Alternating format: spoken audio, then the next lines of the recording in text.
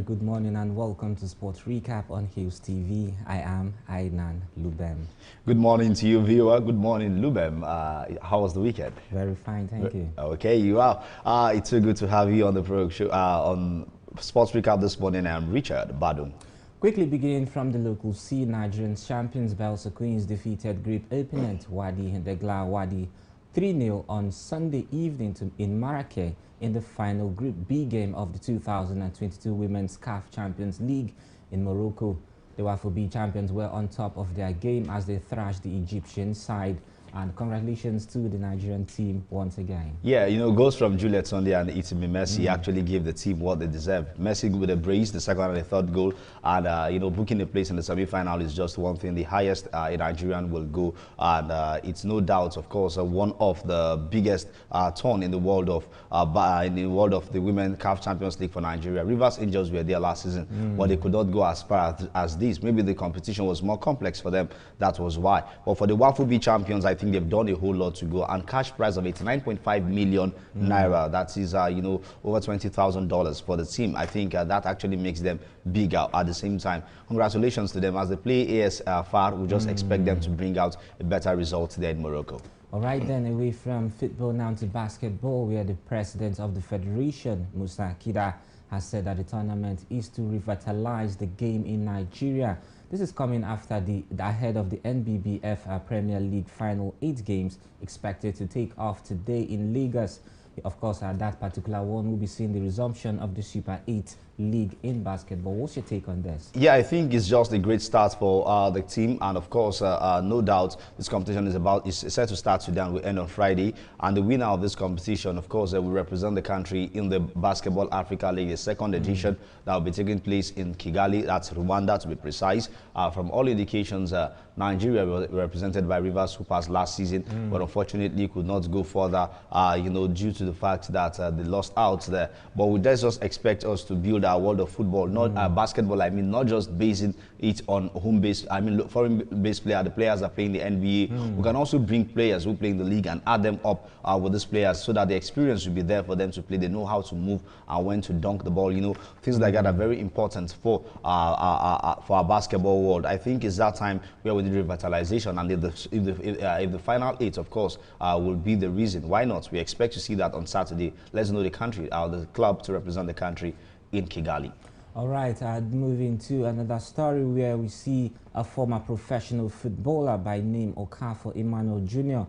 has been convicted and sentenced to 5 years imprisonment by Lagos Federal High Court. Okoye was given the jail term by Justice Nicholas Owebo after he pleaded guilty to the charge of trafficking in a banned substance made against him by the National Drug Law Enforcement Agency, that is the NDLEA. And of course, this one just came up recently. He was arrested by the drug law forces. Yeah, he was actually arrested on September 26 at the Murtala Mohammed International Airport. The arrival units of the port was arrested, and unfortunately, the judge actually, you know, has actually sentenced him to 5 years imprisonment, and of course, 1 million naira in lieu of the judgment.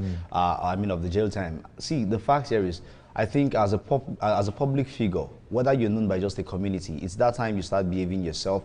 And because one way or the other, you're a mentor to somebody. Somebody's looking up to you. Someone is seeing you as a stepping stone. So I think it's that moment that we need to keep ourselves, you know, brace up and do the right things. Money should not be the reason why we are doing some certain things. Now, because of money, you want to make money. Now you are losing out about 1 million naira, and of course, you spend 5 years of your life in jail. Doesn't speak well. Come on, this is someone that actually would have gone into something else like coaching, you know, other skills in the world of football that would have benefited him. But instead, he chose to do this. He wanted to make big money in the past way, unfortunately. Now to still talking football, local football, where MPFL's representatives in the CAF Confederations Cup, Rivers United and Plateau United, have hit Libya for the second legs of their playoffs against Al Nasser Benghazi and Al Akdar.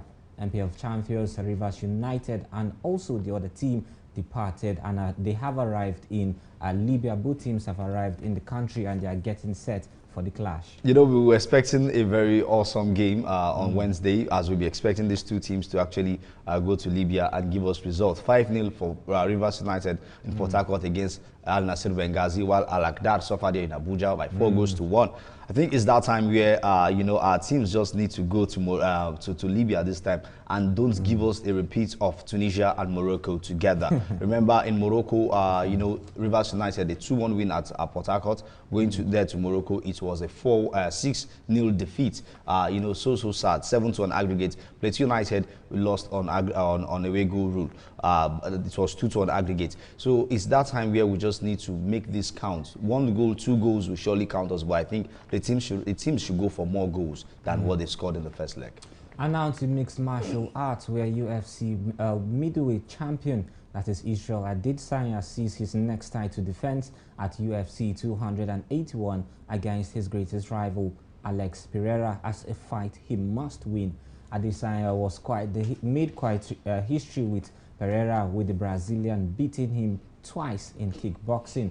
Pereira would also be the first and only man to knock out Israel Adesanya when they met for a rematch in 2017. Wow, the Octagon, of course, will be waiting to see what it will bring between these two, Adesanya and Pereira. Adesanya has actually failed to win any of the matches he has actually fought with Pereira. And Pereira, on the other side, believes he's ready to beat Adesanya again. Now, these are two boxers, you know, of the same caliber who are coming out to fight. Adesanya in recent times have been splendid here. We've seen the improvement from 2017 to 2022. That's 5 years. So the improvement has actually been there.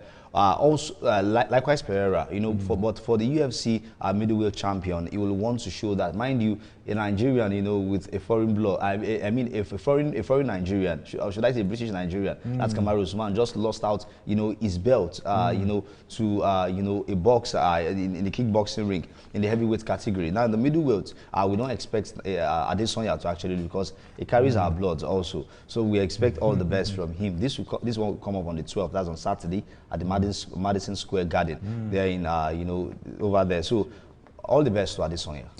Of course, talking about all the best, Denmark teenager is also having a good time, talking about Holger Rune, who stunned defending champion Novak Djokovic in the Paris Finals Masters to claim his first ATP Masters title.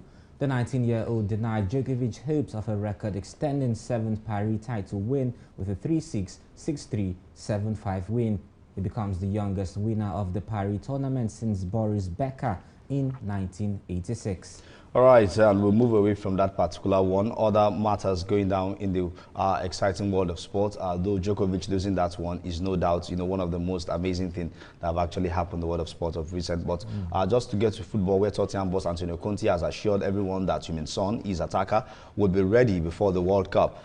You know, Spurs attacker Heung-min Son has been out for a while, and mind you, the team lost to Liverpool yesterday by 2-1 at the Tottenham Hotspur Stadium.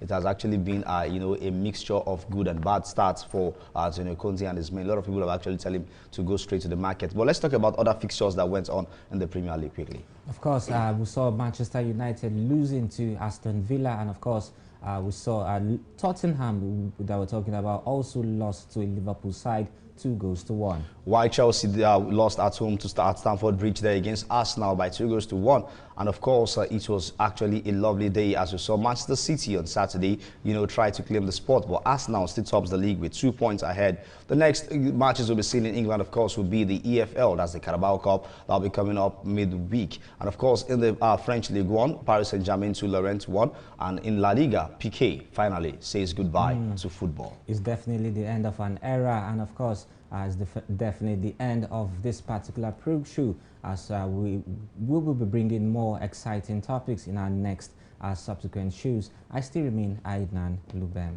Richard Badung is my name. Thank you for watching.